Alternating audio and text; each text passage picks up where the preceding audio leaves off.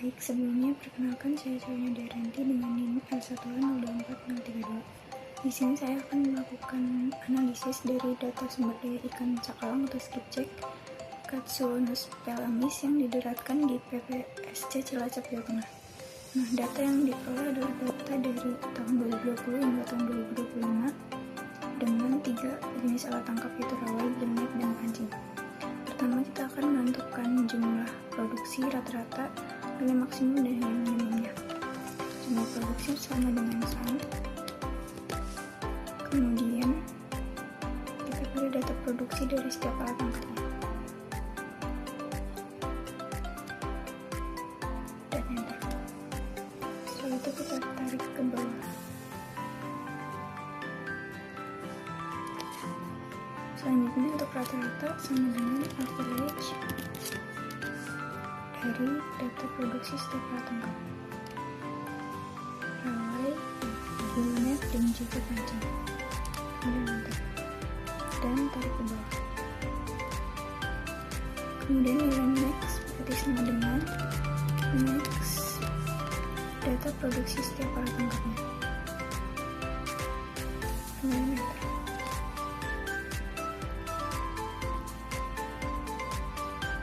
Lalu nilai minimum sama dengan min data produksi setiap alat tangkap.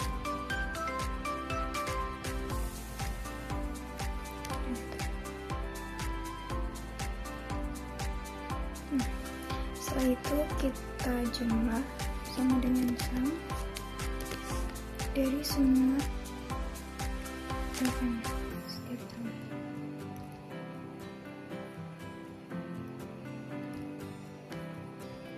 Sudah, kemudian kita tentukan standarisasi dari upaya dan fishing power index-nya. Yang pertama, rawai dengan produksi dibagi dengan upaya. Kemudian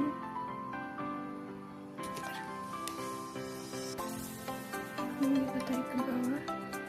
Nah, untuk gillnet sama dengan produksi gillnet dibagi dengan effort atau upayanya. Tarik ke bawah. Pancing sama dengan produksi pancing dibagi dengan upayanya. Kemudian tarik ke bawah. Sama totalnya berarti sama dengan sum.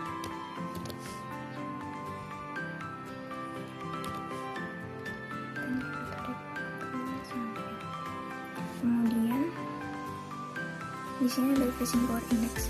Nah, sebelumnya kita lihat dulu di standarisasi upaya tertinggi itu ada di pancing, sehingga pancing ini kita tandai sebagai standarisasinya.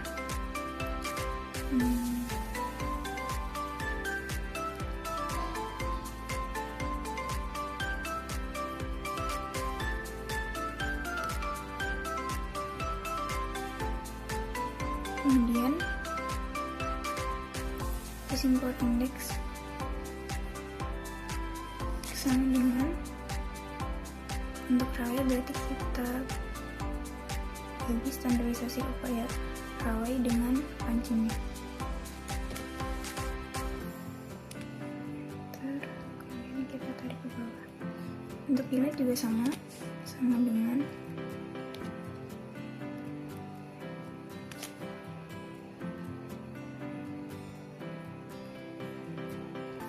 pancing, kita bagi dengan pancing. Jadi hasilnya akan 1. Kemudian kita total lagi sama dengan sum.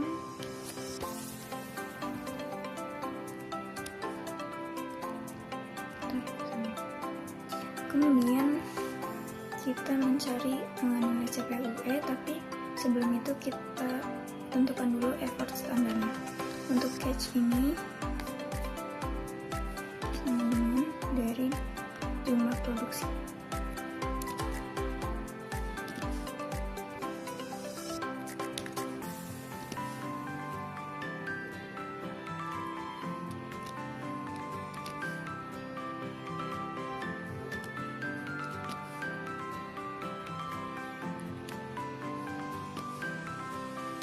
Kemudian untuk effort standar Hawaii itu sama dengan fusing power index dari Hawaii dikali dengan upaya produksi atau tripnya.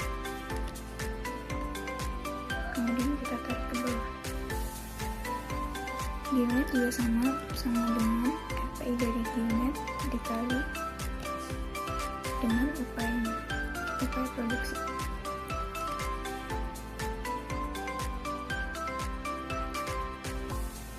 Sudah, kemudian pancing sama dengan FPI dikali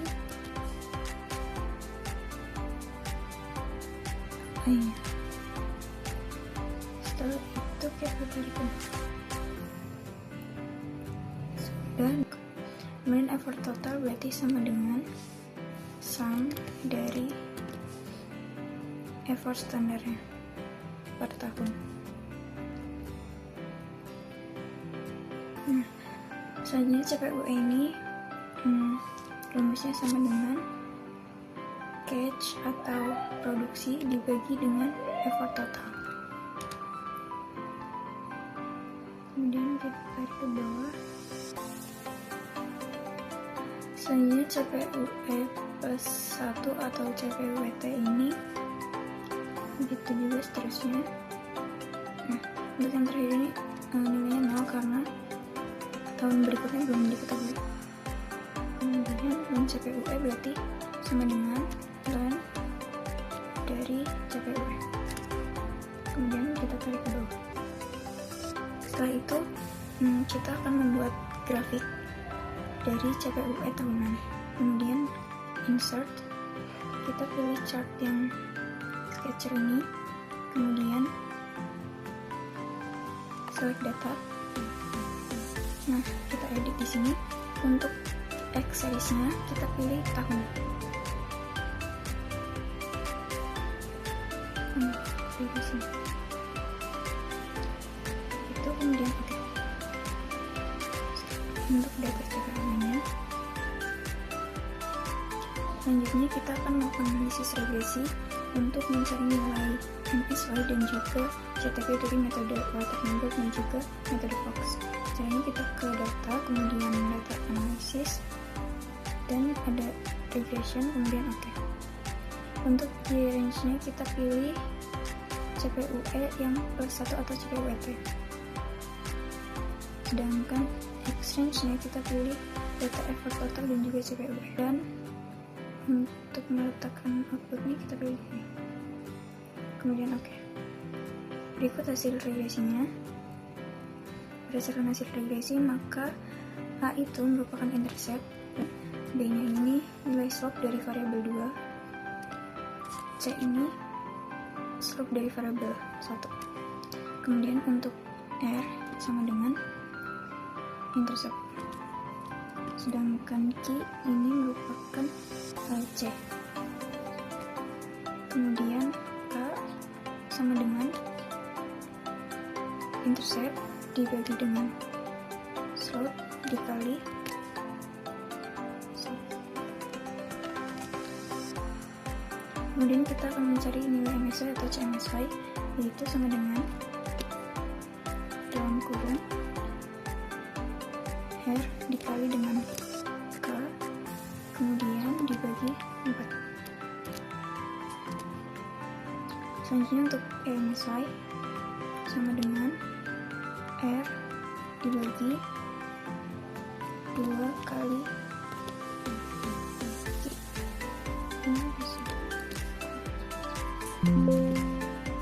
enter. Kemudian untuk nilai CTB itu sama dengan nilai MSY dikali dengan 80 dibagi 100. Sudah.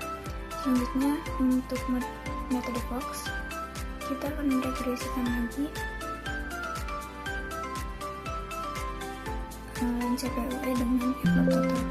Nanti kita ke data analisis, regression, oke. Nah, year range-nya kita ubah menjadi ln CPUE, X range-nya kita ubah effort total. Kemudian output range-nya pilih di sini,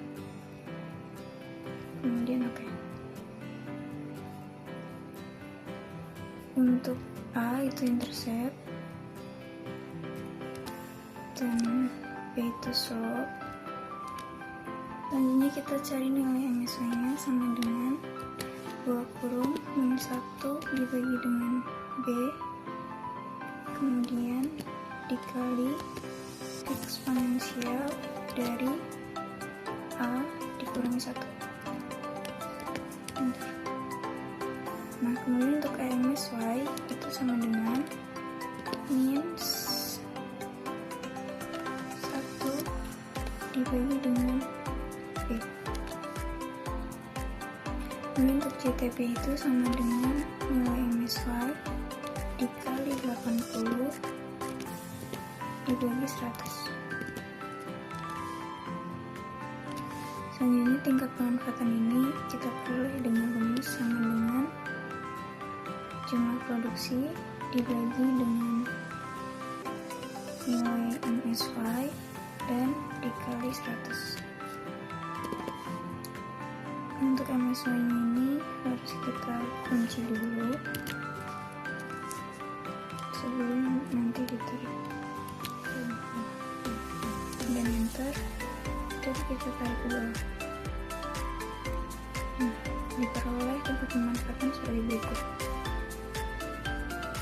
Selanjutnya